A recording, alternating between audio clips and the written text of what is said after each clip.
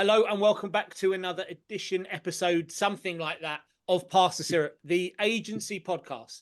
For estate agents and letting agents, we always feature agents. Today, three great guests. Actually, two great guests. Kristjan the Viking, Neil Robinson. Two great guests. The only reason I'm saying two great guests is because they've been on before. I know their pedigree. They're up there. Who we don't know, Enzo.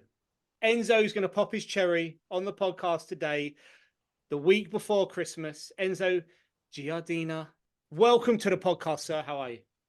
Thank you. Very well. Thanks for calling up 10 minutes ago, asking me if I was free.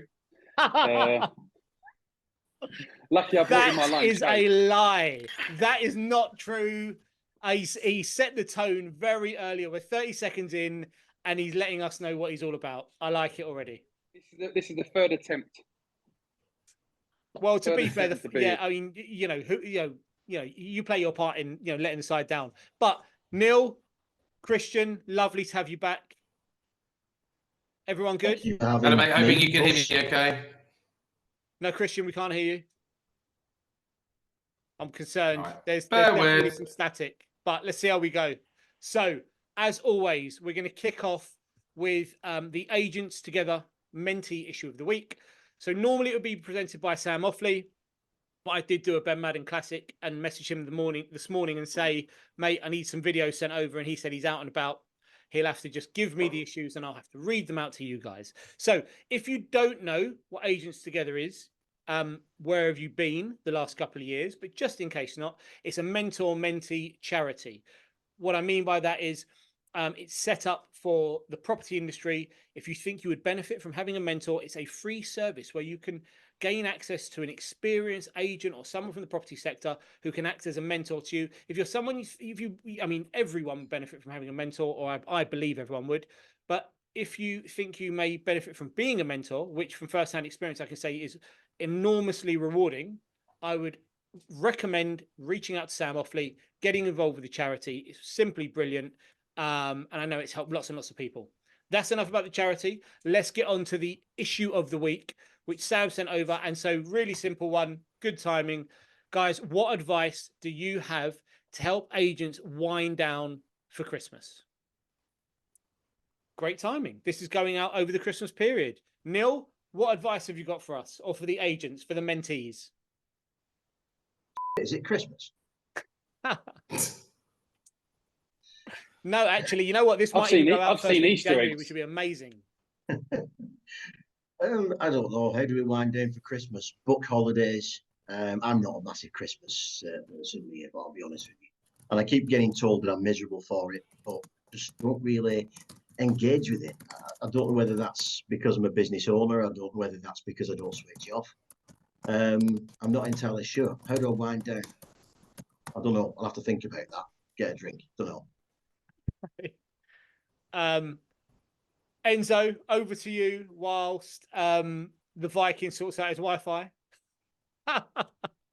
We're on fire today. Enzo, how do you wind down for Christmas? What advice do you give your team? Oh, well, it's amazing. Enzo's frozen as well. Oh, you're back. I mean, you're back. You're good. You're good. All right. So I just don't come in. I literally don't come in. I'm saying, look, I'll be back in the new year.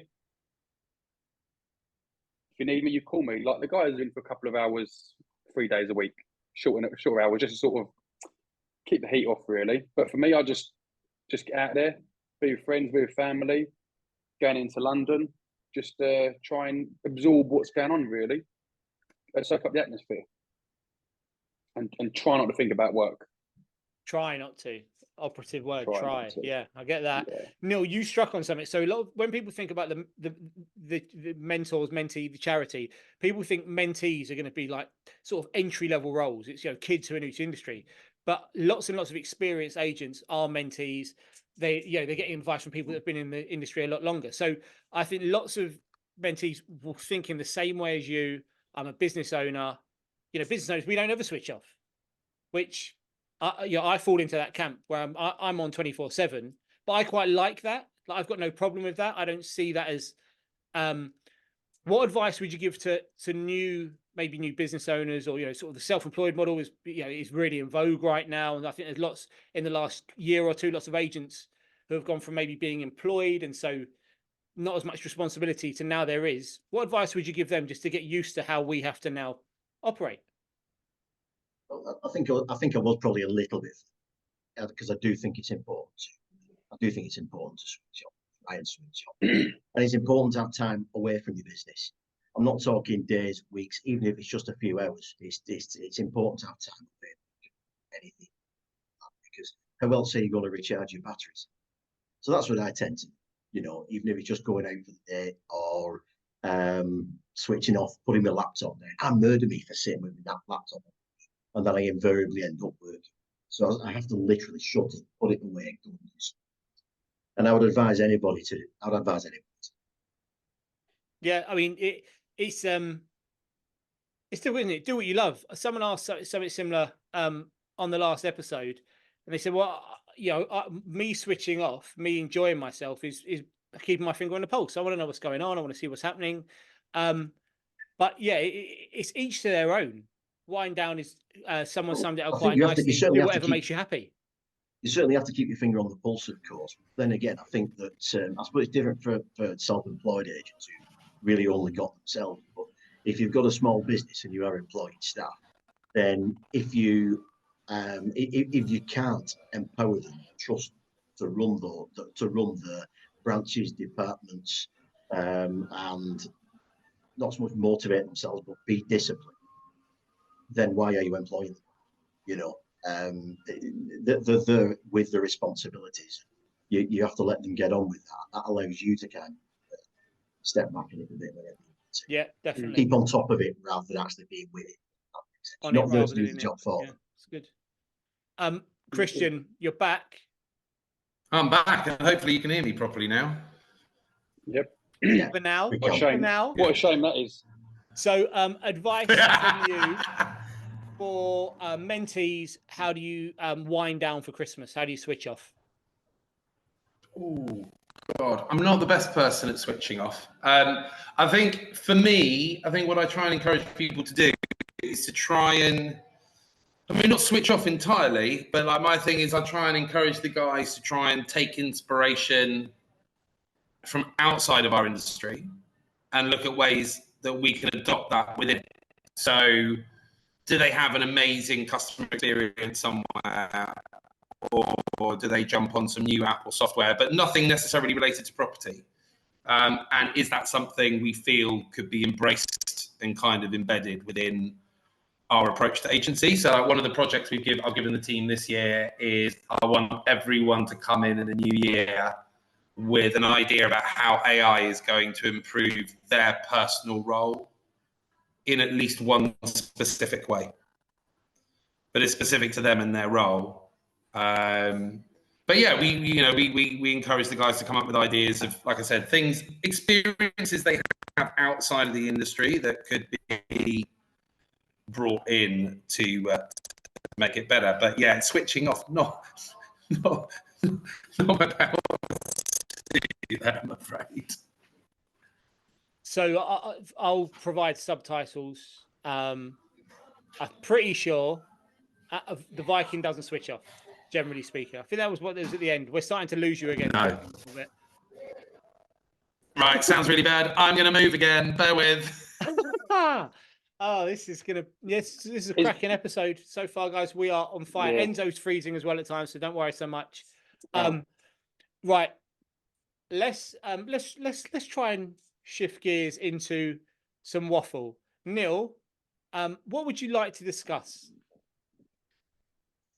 Well, with it, I suppose, coming up to being Christmas and that, I just wanted to try and keep it just a little bit more light-hearted, to be honest with you. I mean, I could discuss one of my pet hates. I could discuss landlord taxation. I could discuss another of my pet hates, which are people like get agent, net agent, who are leeching offers.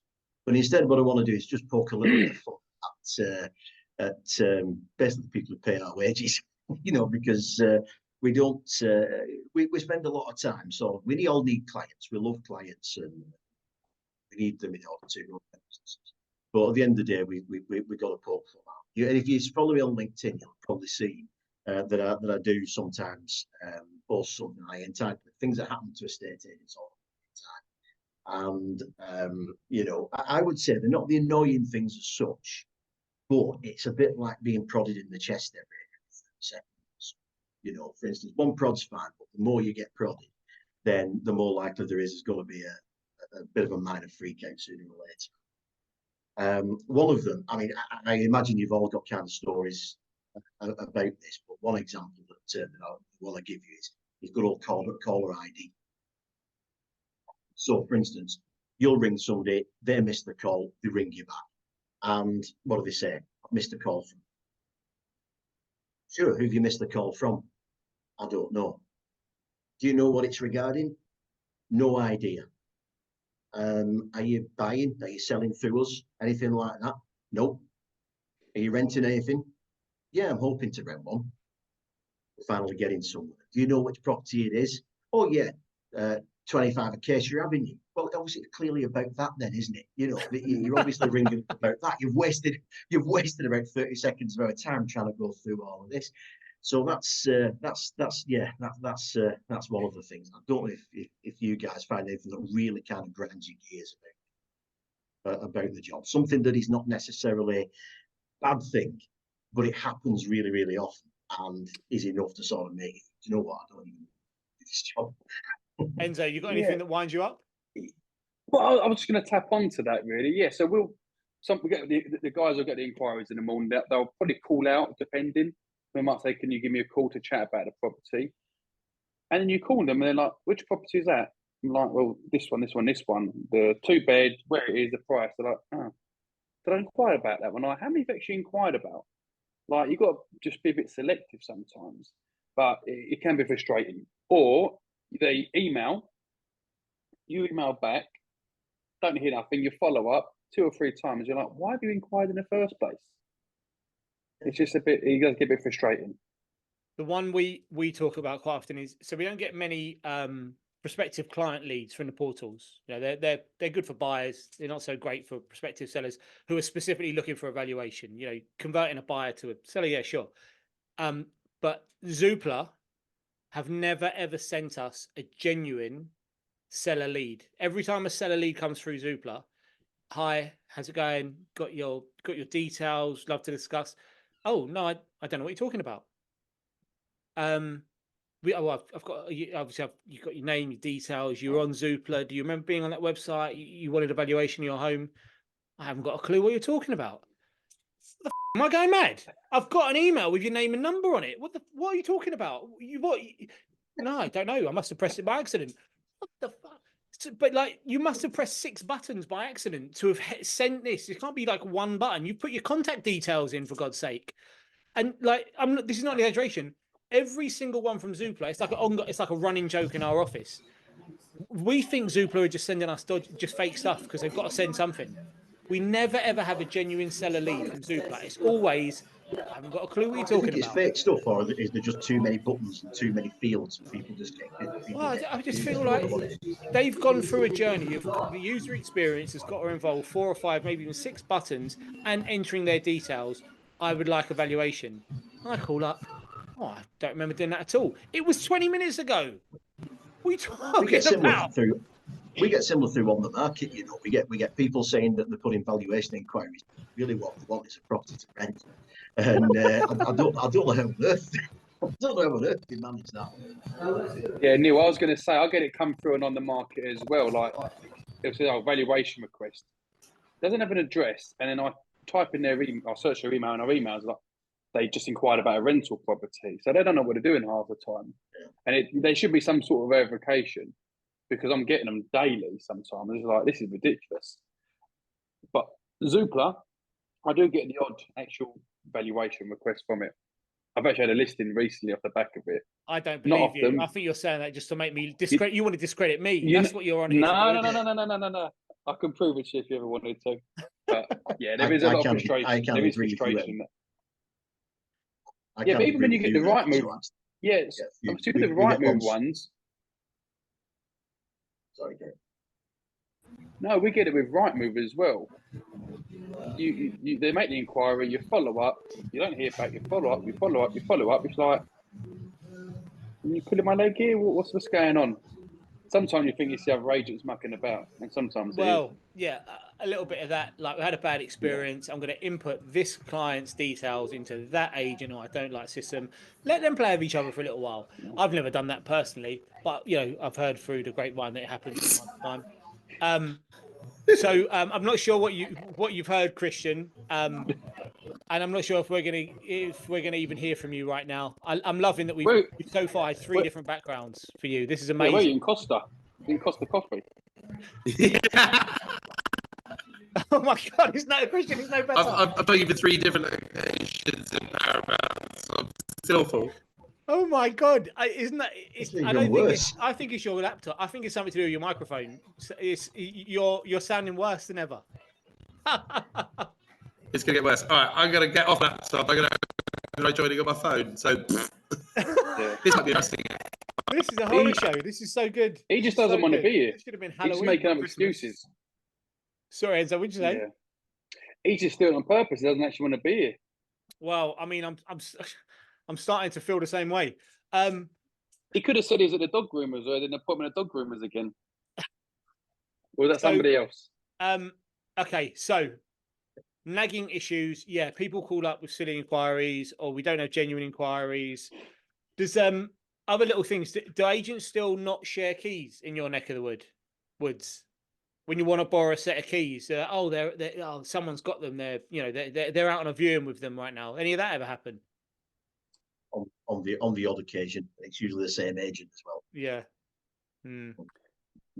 Yeah, he does. I would always say to the client, look, let's just get our own set of keys. It makes life that much easier.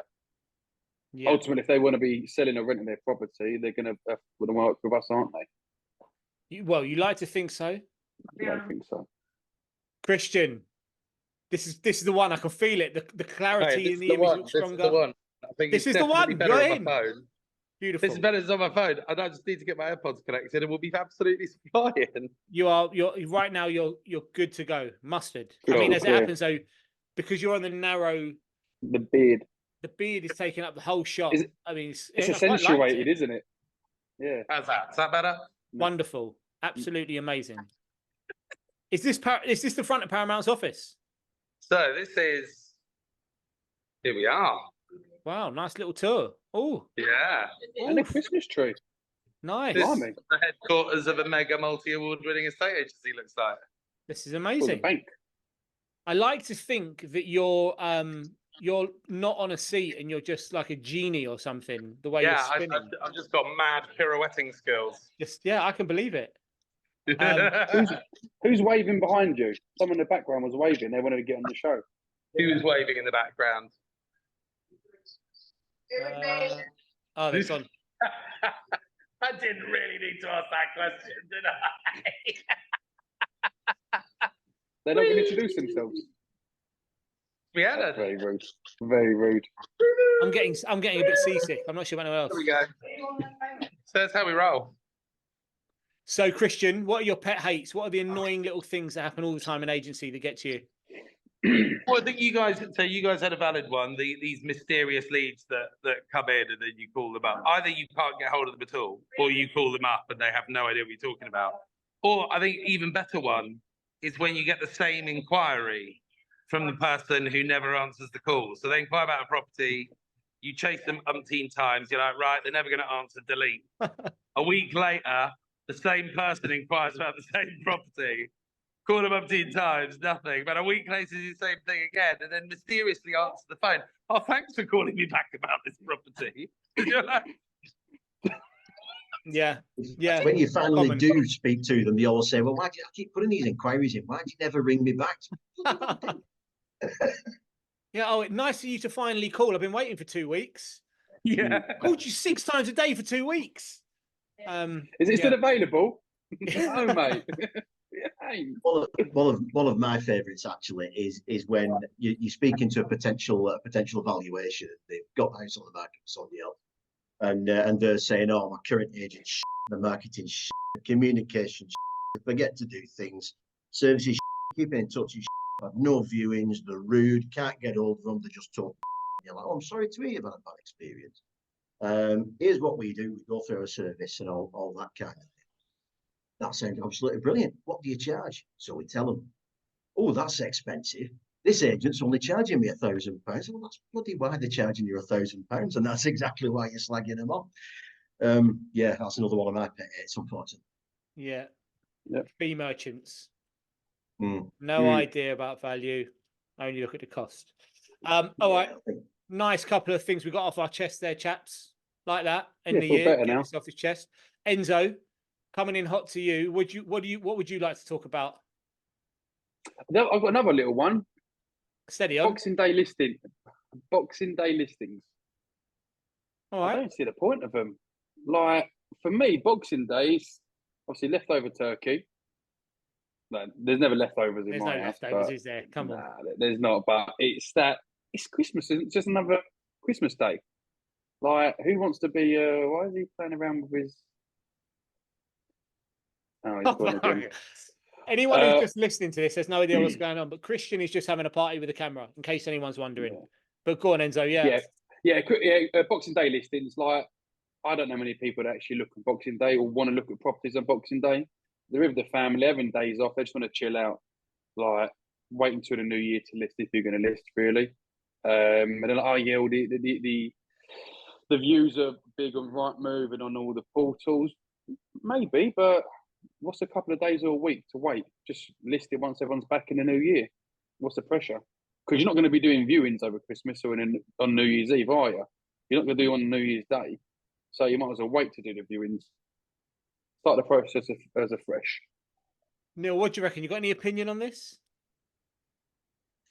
Oh, I have, but it's I don't know how kind of relevant it is. I mean, I'm like you, I'm a little bit skeptical over the whole sort of Boxing Day is the busiest thing, but apparently figures don't lie. They say that Boxing Day is massively important. Or that's it, very, very, very busy in terms of searches on books.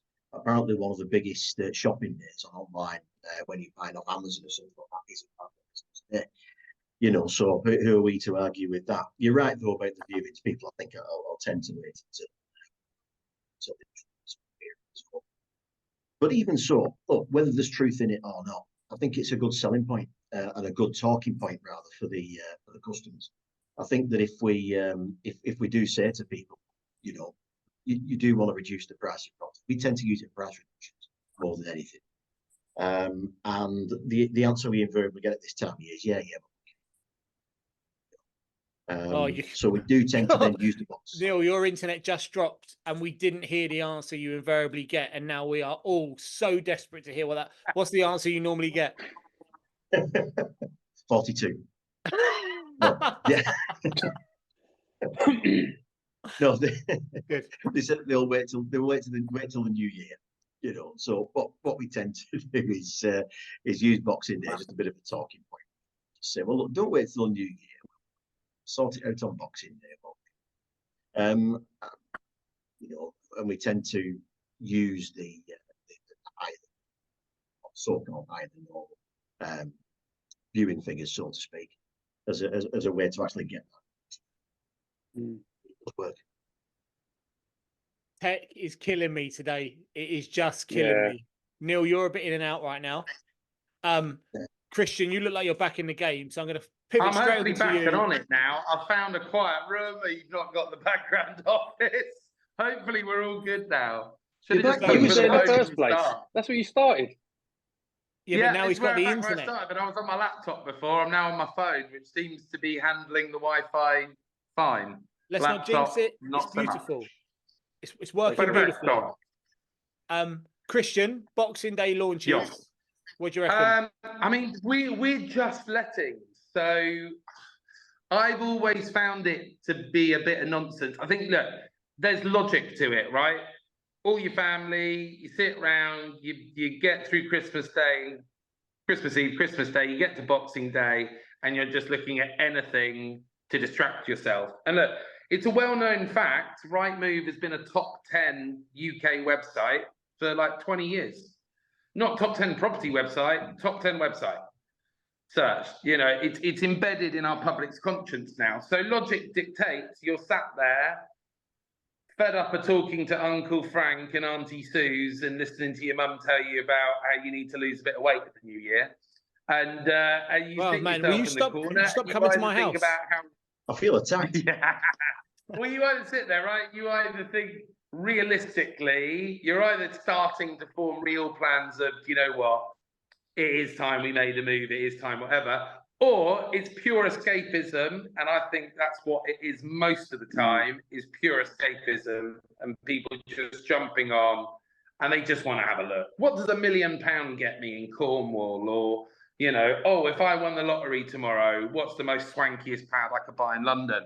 So look, I think it's true as in visitors and traffic. I don't think it's true as in, you know, I don't think there are legitimate buyers sat waiting for 25 days of December to pass before they go, right, it's Boxing Day, I'm going to start looking.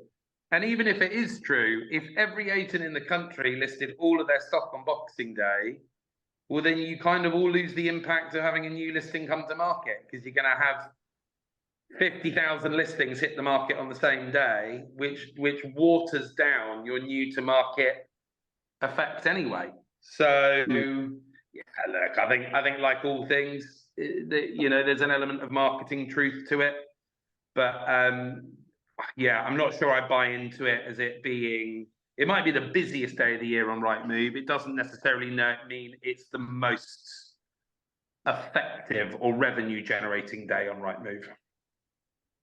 Yeah, I think it's I think Rightmove are very clever in the way they use language, and so the Boxing Day launch, a little bit like breakfast is one of your 3 square meals a day, and it fires up your metabolism. That was a marketing line from Kellogg's in the 50s. That didn't exist before Kellogg's started making cereal. It isn't a meal that you need to fire up your metabolism. A little bit like Rightmove have created the Boxing Day launch, and you know, in the property industry we talk about it a lot, but it's a Rightmove marketing technique, which is really, really clever, because what they're really trying to do is get eyeballs on their website, which they're very, very good at. Their data, which I saw recently, was that Boxing Day you see a spike versus the previous 3 weeks, which makes complete sense, because in first 3 weeks of December we're shopping, we're Christmas presents, we're distracted, we're not doing anything.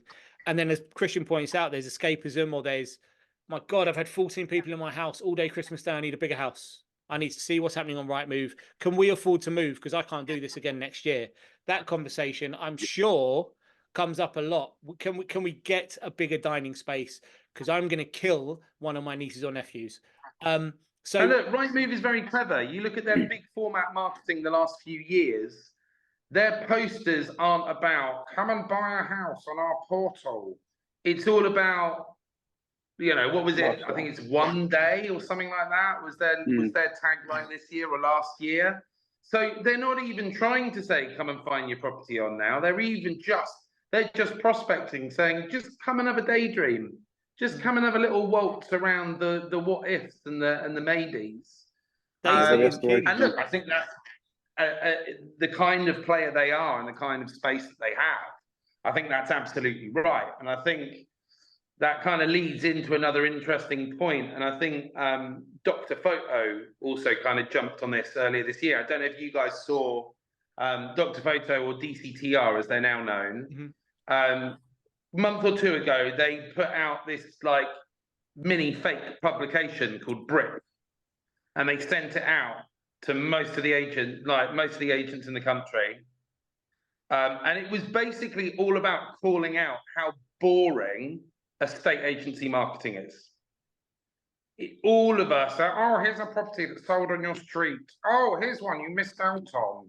Like, we've achieved 98% of our appraisal values. You know, it's all, you know, and what DCTR, and I think that's very much what the likes of Rightmove have, is getting away from that really like black and white context and thinking much more lifestyle, ambition, you know, tugging on those emotional heartstrings, rather than do I have the 285,000 3-bed semi-detached in Castleton that you're looking for.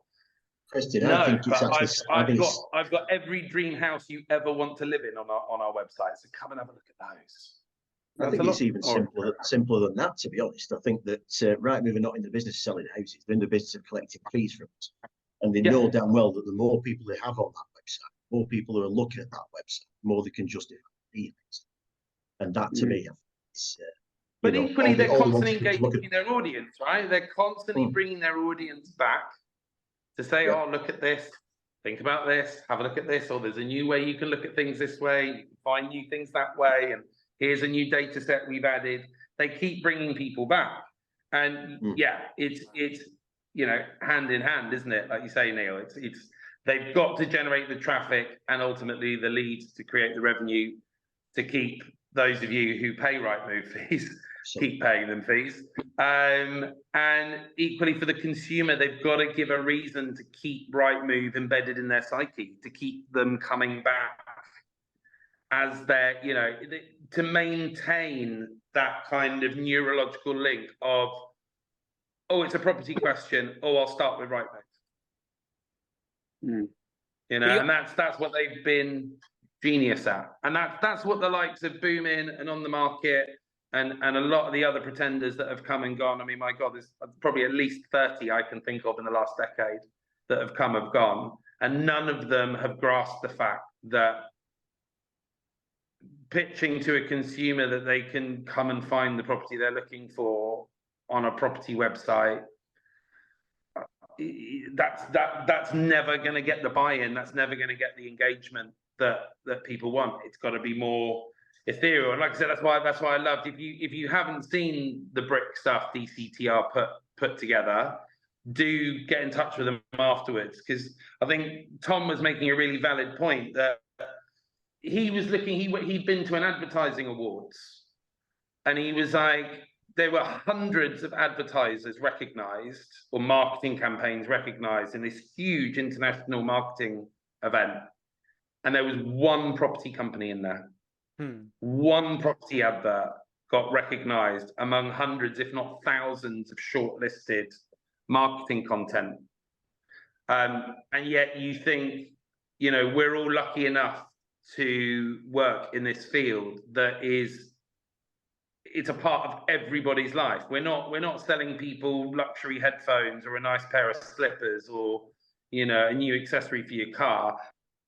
Everyone needs a house. So we've got this marketplace, which is a necessity. And yet, in the great scheme of things, the creativity largely used within our industry is really poor. And I think Tom and DCT are really bang on the money. We've all got to try and be a lot more creative and think a lot more outside of the box. I just think you've nailed it with it's emotion-based marketing rather than data-driven marketing. Data is boring. Don't tell me you're funny. Make me laugh.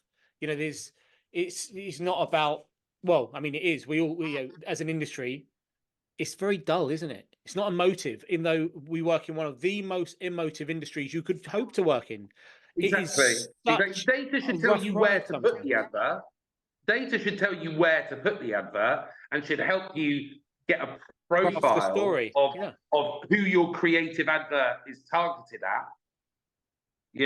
But it shouldn't dictate the actual content of it itself. So I know we're spending a lot of time at the moment trying to really understand what that means, while still trying to think how we translate that into a tangible return on investment. Because we're not. Well, that's the other thing, right? We're not a Sony, we're not a Rightmove. Yeah. We do need, if we spend 20 grand on a campaign, we need ideally 20 plus grand back from that campaign. Or at least something to say, right, that 20 grand invested is building us a pipeline in 3 years that's going to generate 100 grand a year or whatever it is. But I definitely think as an industry, we're trapped. And I think that's why when I first heard of CRMs adopting AI for property descriptions, I was a bit like, since when is that a problem? I've never had a conversation with an agent who goes, do you know what? property descriptions, doesn't write them drive you mad. But actually, AI will give the ability to bring potentially some more context into that, rather than, oh, it's a beautiful light-filled space with, all our, I think the word luxury should be banned from new build marketing, because I don't think there's a developer in the UK that doesn't call their flat luxury. Well, and have you ever heard a consumer describe their home as luxury? More interestingly, because Fine and Country is we're a luxury proposition, and when we speak to marketing companies to help us on the digital side and SEO, and they want to build campaigns around luxury, and I would say, well, I've never met anyone who would describe their own home as luxury. No one's searching for luxury. Have you also ever heard anyone say, "I'm really privileged. I'm really privileged to live in this, to be the person who lives in this house"? Or the so this is so blimey, Fine and Country head office is going to be pissed off at me. We describe ourselves as an agent that works on the upper quartile. What the fuck is that? The upper quartile? Who came up with that language? By the way, I sit on the National Advisory Council, so I don't, it is what it is. But like that's you talk about, removing industry jargon and being more relationship building with the consumer and talking in their language. And we're talking about the upper quartile of the market. Never have I ever heard anyone who doesn't work at Fine and Country head office say that. Insane. So yeah, there's a lot of marketing to be learned out there. But Kristjan, you're absolutely right. For smaller businesses, it's about return on investment, and that creative, if it's going to be a brand awareness piece, so it's so difficult to track the return, but it's also just really, really difficult to come up with great creative and find the time, because it's, the data-driven stuff, you churn it out, can't you? It's almost, it's boringly easy.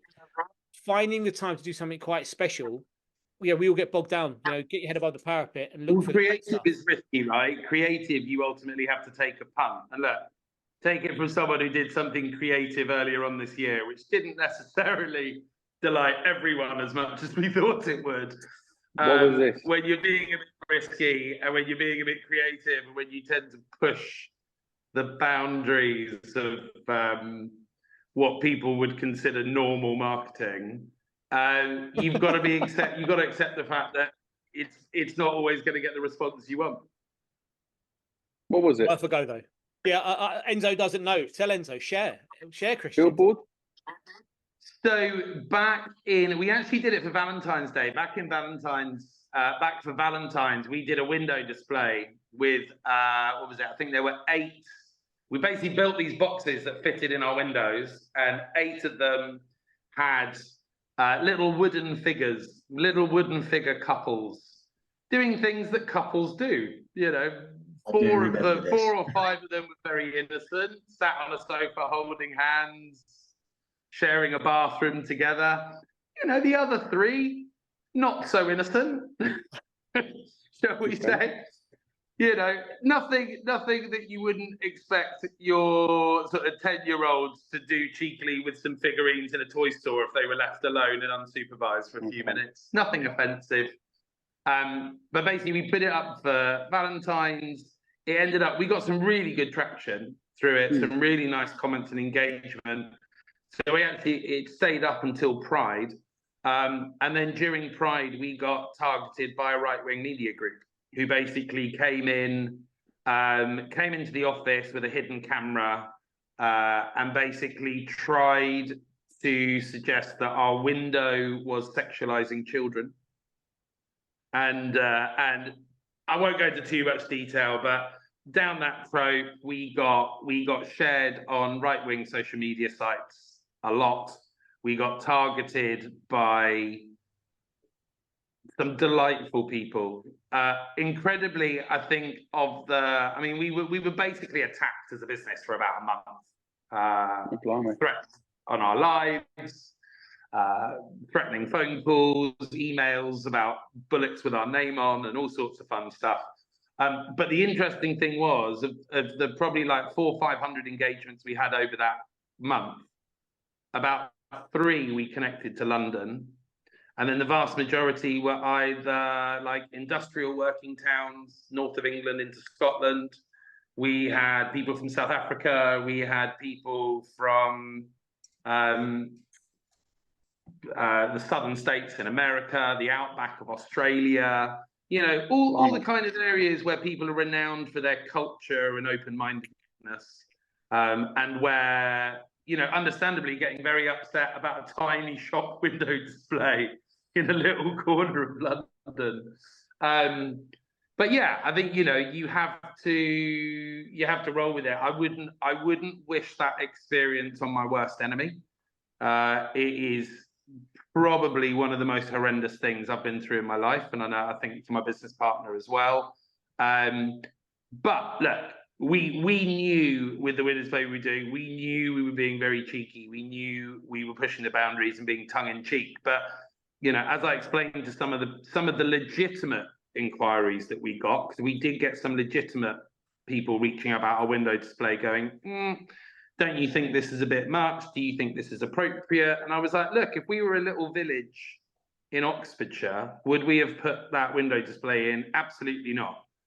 But in our location in Shoreditch, within a 200-metre radius of our office, there are 2 sex toy shops, there are 6 strip clubs, and about 25 nightclubs. We are not a quiet. Where are you again? The Oxford countryside. We are not, you know, we're not a, you know, there is a lively nightlife culture. So there was, you know, whilst we pushed the boat out, there was also an element of it was kind of relevant to our local market. It was in keeping, and that's why we felt, you know, we could push those boundaries and have a bit of a laugh. And like I said, prior to it all going toxic, we had some amazing engagement. We had people knocking on our window and giving thumbs up and taking photos. We had some really lovely emails from people who work not even in our industry, but in other industries within the LGBTQ community. And they were saying, oh, how wonderful it was to see something that was just a bit fun and a bit cheeky and a bit saucy and a bit, you know, not taking itself too seriously. So look, all in all, it was, looking back on it now, it was a great experience, and we'll keep doing that. That's who we are. We'll keep pushing the boundaries on how we choose to communicate our brand and style of agency and service. But yeah, you know, I'm not necessarily recommending anyone goes out and tries to replicate that. But what have you got for Christmas? If you're going to be a bit creative, you got to accept the fact that it will hit and miss. There's some risk for sure. What's in your Christmas window? So we've kept it. We've got it very toned down. So we've got a projection. We've got a video projection in the window at the moment, and then we've gone quite traditional. So we've kept it quite traditional with baubles and blah blah blah blah blah blah. Not Father Christmas having fun with his elves or anything. It's not Father Christmas using a Christmas tree shaped dildo with his elves or anything like that. It's just gone nice and sensible. Not this week, maybe next week. I mean, we have a pastry place around the corner that is renowned for selling penis shaped croissants. So we've been thinking about doing some sort of collaboration with them, but you know, stay posted. We'll let you guys know what we get up to next. So look, right, we've got 5 minutes left, but I just want to. So Kristjan, we haven't come on to what you wanted to talk about, but because we've only got 5 minutes left, I wanted to ask you something about what you've just said. Yeah. You said it was one of the worst experiences you've ever been through, which is a massive, massive statement for someone who runs a lettings business. Who knows? You know, some months it's pretty horrible out there. We've all made decisions that have led to a shitty experience for us and having to deal with something that's really horrible and difficult and tough. And over the last couple of years, in fact, this podcast was launched because people were saying it's really tough right now. I'm struggling. I'm this and that. And you know, 12 months ago, I remember having a lot of conversations, Q1 2023, speaking to mates in the industry, and they're really suffering with stuff. You're a face of the industry. You're, I think, comfortable to share. Maybe could you talk about how you got through that shitty period and offer any advice you might to people that are going through a shitty period? Because you know, it's one of those industries. It can be tough at times. Yeah, I think the key for us, my partner and I, and we were very, you know, we've always been very close, but you know, we saw in that situation kind of our roles to protect our team. So I think that kind of came first and foremost, as much as it meant that we kind of stepped in the firing line and we ended up having pretty much all that bile and aggression directed at us. There was something quite nice about getting to do that for our team. And what we got out the back of that team is, I think, like most people, crises do one or two things. It makes you or it breaks you. And I think that's the same as an individual and a team. And I think when this kicked off, Anne and I, we were already having a little struggles with an element of our team at the time, of like cultural fit and everything else. And we were like, Christ, we don't really need this right now. And we knew at the time it was going to be make or break. And thank Christ it was make. We came out of that and our team were infinitely stronger and infinitely tighter. It forced us to be more open with one another about how we're feeling on a day-to-day basis. We've since looked into what we can do to put mental health support in place for our staff. So there's a company called Mindspace that we've collaborated with gifts before, but we're now looking at putting kind of like a prepaid credit with their services that our staff can reach out and arrange a session whenever they feel they need it. And that can be remotely, that can be in their offices. They get to choose their therapist. They've got like 400 different therapists they can choose from: male, female, black, white, gay, straight, whatever you want. And like I said, so I think that's what's come out of it.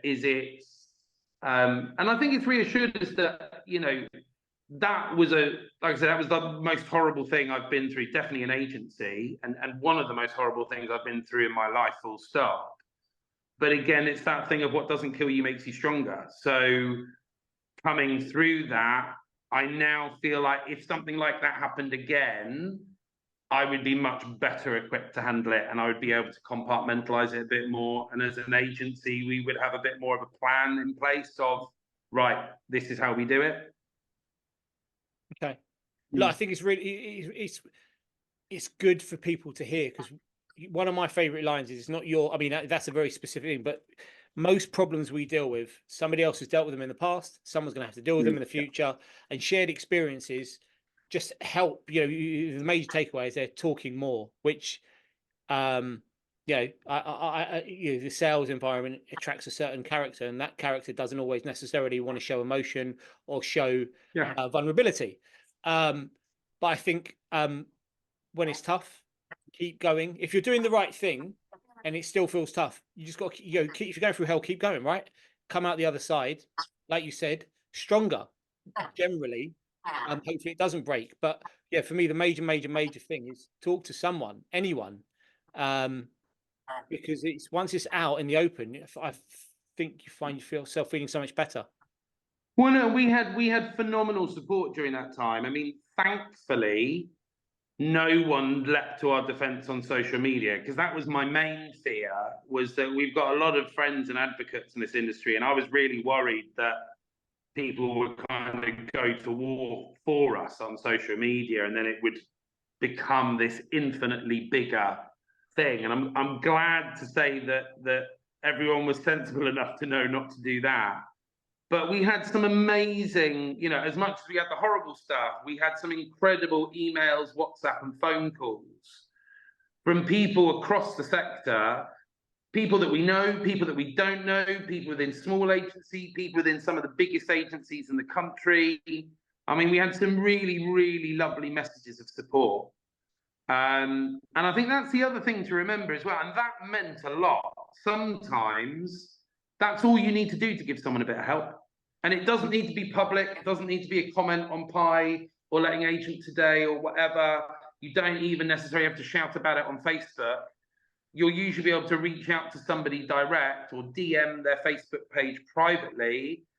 And don't underestimate the value of just letting someone know they've done nothing wrong. Like, if you were in their shoes, you'd have done the same thing. Or, we've been through it. If you ever want to chat, give us a bell. It doesn't have to be public. I think the private messages of support meant a lot, and that helped. That definitely helped us get through that. And I have my regular friends kind of checking in with me regularly within the industry. But you know, I had some amazing messages from some of the biggest people in the industry, most of whom I've never met or maybe briefly spoken to. But they still took the time out to write a really lovely little message, you know, and we shared those with the team. And it meant a lot. So don't undervalue. Maybe like you might think, oh, they've probably got lots of friends and family, like just saying we've got you if you need you. Don't underestimate the value of that little reassurance, that little we've got your back if you want to chat. And weirdly, sometimes it means more when it's coming from someone you don't know but understands your space, rather than if it's your mum or your dad or your brother or your childhood best mate. Of course they're going to back you. What else are they going to do? So yeah, don't underestimate how much it can sometimes mean to someone just to drop them a little DM or a little email and go, saw that article about you guys today. Don't worry about it. You do you. You know, we love what you do, sort of thing. I think it's surprising how much that means. Yeah, completely agree. I'm sure. And on that note, everyone watching this podcast, send a little note to your friends actually about the podcast. Share it out there. Send us a note to say how wonderful this podcast has been, even with all the technical difficulties we've had. And he's made up for it though, blimey. He's pulled back. He's pulled it back well. I always had faith. This has been a podcast of two halves, hasn't it? Yeah. It's been. Yeah, I mean, if you're, you've got to give the value to the ones that commit. You've got to give the value to the ones that commit and stick in there. Those part timers who come in and be like, "Oh, this is a bit amdram," you know, it's not them.